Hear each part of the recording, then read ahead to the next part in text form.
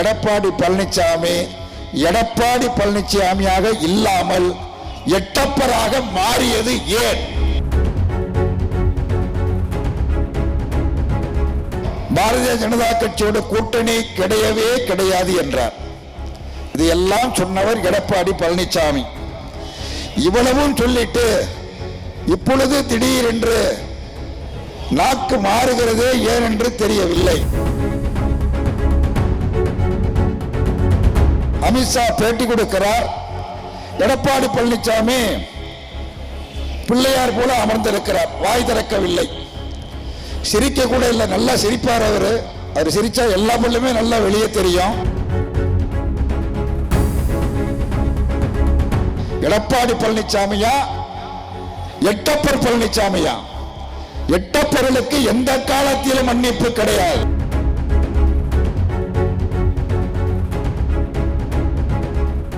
மக்களுக்கு நினைவு இருக்கிறது, எடப்பாடி பழனிசாமி அவர்களுக்கு நினைவு இல்லை என்பதற்காக நினைவுபடுத்துவதற்காக சொல்லுகிறேன். 2023 செப்டம்பர் 23 பாரதிய ஜனதா கட்சியுடன் கூட்டணி இல்லை, எந்த பிரச்சனை வந்தாலும் அதை எதிர்கொள்வோம் என்று அறிவித்தார். அதே 2023 அக்டோபர் 4 கூட்டணி முறிவு என்ற நிலைப்பாட்டில் உறுதியாக இருக்கிறோம் என்று தெரிவித்தார். 2023 அக்டோபர் 6 எங்கள் நிலைப்பாட்டில் மாற்றம் கிடையாது என்று அறிவித்தார். 2024 நவம்பர் 13 இனி வரும் எந்த தேர்தலிலும் பாரதிய ஜனதா கட்சியோட கூட்டணி கிடையவே கிடையாது என்றார். இதையெல்லாம் சொன்னவர் எடப்பாடி பழனிசாமி. இவ்வளவும் சொல்லிட்டு இப்பொழுது திடீரென்று நாக்கு மாறுகிறதே ஏன் என்று தெரியவில்லை.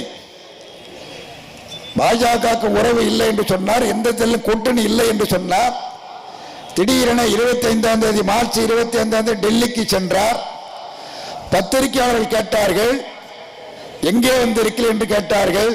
எங்களது கட்சி அலுவலகத்தை பார்வையிட வந்தேன் என்று சொன்னார்.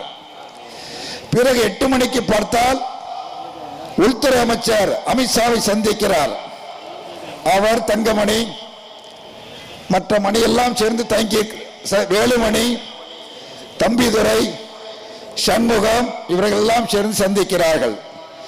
சந்தித்து விட்டு வெளியே வந்து சொல்லுகிறார், என்ன சந்திப்பு என்று கேட்ட பொழுது, தமிழ்நாட்டு மக்களுடைய பிரச்சனையை உள்துறை அமைச்சரிடம் தெரிவிப்பதற்காக வந்தோம், சொல்லிவிட்டு வந்துவிட்டோம் என்று சொன்னார். அடுத்த நாள் அமித்ஷா சொல்லுகிறார், அதிமுகவோடு பேச்சுவார்த்தை தொடங்கிவிட்டது, 2026 தேர்தலில் என்டிஏ கூட்டணி ஆட்சி அமைக்கும் என்று அமித்ஷா தெரிவித்தார். அதை மறுத்து எடப்பாடி பேசல. அதற்கு பிறகு கடந்த 11 மார்ச் ஏப்ரல் 11 இந்த மாதம் 11 சென்னைக்கு வந்தார் அமித்ஷா. எடப்பாடி எல்லாம் சந்தித்து பேசினார். அருகில் இருந்து தான் பேசினார்கள். பேசிவிட்டு அமித்ஷா பேட்டி கொடுக்கிறார். எடப்பாடி பழனிசாமி பிள்ளையார் போல அமர்ந்திருக்கிறார், வாய் திறக்கவில்லை. சிரிக்க கூட இல்லை, நல்லா சிரிப்பார். அவர் சிரிச்சா எல்லா பொருளுமே நல்லா வெளியே தெரியும். சிரிக்கல, ரொம்ப அமைதியா இருந்தார். அமித்ஷா சொல்லுகிறார், எங்களுக்கு அதிமுக கூட்டணி 2026 தேர்தலில் தமிழ்நாட்டில் என்டிஏ கூட்டணி ஆட்சி அமைக்கும் என்று அமித்ஷா அறிவித்தது. எல்லா ஊடகங்களிலும் செய்திகள் வந்தது. இப்ப திடீர்னு பார்த்தா நேற்றுக்கு என்ன சொல்றார் எடப்பாடி பழனிசாமி, கூட்டணி ஆட்சின்னு சொல்லல, அமித்ஷா அப்படி சொல்லல, கூட்டணின்னு தான் சொன்னாரு என்று நேற்று சொல்லி இன்றைக்கு பத்திரிகையில் வந்திருக்கிறது. நான் சுருக்கமாக கேட்க விரும்புவது, ஒரு கட்சி யாரோடு வேணாலும் சேரலாம், அதில் இன்னொரு கட்சி சரி தப்பு என்று விமர்சிக்கலாம், அரசியல் ரீதியாக அது வேறு. பாஜகவோடு உறவே இல்லை, எந்த தேர்தலிலும் இல்லை என்று உறுதிபட தெரிவித்த அண்ணா திராவிட முன்னேற்ற கழகத்திற்கு திடீரென்று உறவு கொள்ள வேண்டிய நிலைமை ஏன் ஏற்பட்டது? தமிழ்நாட்டு மக்கள் ஒன்றிய பாஜக அரசாங்கத்தை எதிர்த்து போராடி கொண்டிருக்கிற பொழுது எடப்பாடி பழனிசாமியாக இல்லாமல் எட்டப்பராக மாறியது ஏன்? இந்த கேள்விதான் இந்த பொதுக்கூட்டத்தின் வாயிலாக நான் கேட்க விரும்புவது. எடப்பாடி பழனிசாமியா எட்டப்பர் பழனிசாமியா, எட்டப்பர்களுக்கு எந்த காலத்திலும் மன்னிப்பு கிடையாது. வீரபாண்டிய கட்டபொம்மனை காட்டிக் கொடுத்த எட்டையப்பன், அவன் பேர் பால புத்தகத்தில் இருக்கான், ஆனால் அவன் துரோகி என்கிற பட்டத்தை பெற்றான். அதே போல தமிழ்நாட்டு மக்கள் போராடி கொண்டிருக்கக்கூடிய சூழலில் தமிழ்நாட்டு மக்களுக்கு எதிராக ஒன்றிய அரசாங்கத்தை எதிர்த்து போராடுவதற்கு மாறாக காட்டிக் கொடுக்கக்கூடிய வகையில் எடப்பாடி பழனிசாமி அவர்கள் எடுத்திருக்கிற முடிவை தமிழ்நாட்டு மக்கள் ஏற்கவில்லை, அதிமுக தொண்டர்களும் ஏற்கவில்லை. படிப்படியாக பலரும் விலகிக் கொண்டிருக்கிறார்கள்.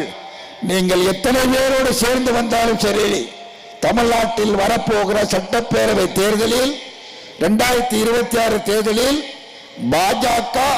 பாஜகவோடு யார் சேருகிறார்களோ அவர்கள் தோற்கடிக்கப்படுவார்கள் என்பதை மட்டும் இந்த கூட்டத்தின் வாயிலாக தெரிவித்து, அதற்கு முதற்கட்டமாக நடைபெறக்கூடிய மே 20 நடக்கக்கூடிய தொழிற்சங்கமும் விவசாயமும் இணைந்து நடத்தக்கூடிய ஒரு அகில இந்திய போராட்டத்தை தமிழ்நாட்டில் வெற்றிகரமாக நடத்தி தர வேண்டும் என உங்கள் அனைவரையும் வேண்டி கேட்டு நன்றி கூறி நிறைவு செய்கிறேன். வணக்கம்.